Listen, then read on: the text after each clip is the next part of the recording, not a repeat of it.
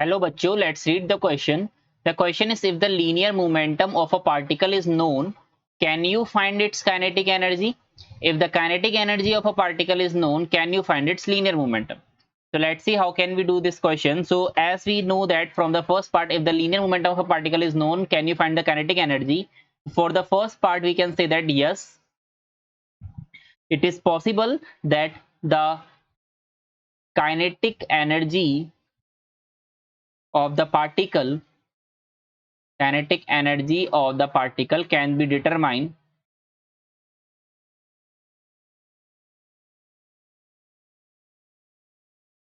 can be determined if the value of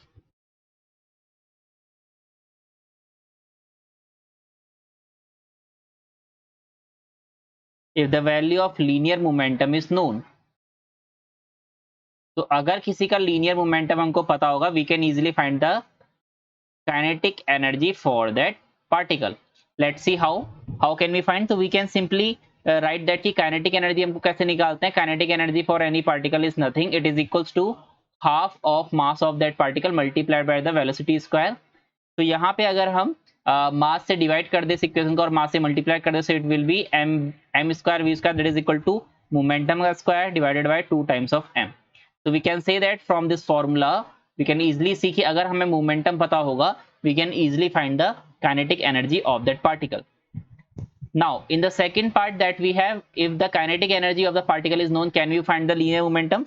So we can say that, but linear momentum cannot be find. Linear momentum cannot be find using kinetic energy. Now the reason is because as we know that जो हमारे पास linear momentum होता है, linear momentum is a vector quantity, that is it is having some amount of magnitude as well as some direction. But हमारे पास जो हमारी kinetic energy होती है, kinetic energy is a scalar quantity. Kinetic energy is a scalar quantity.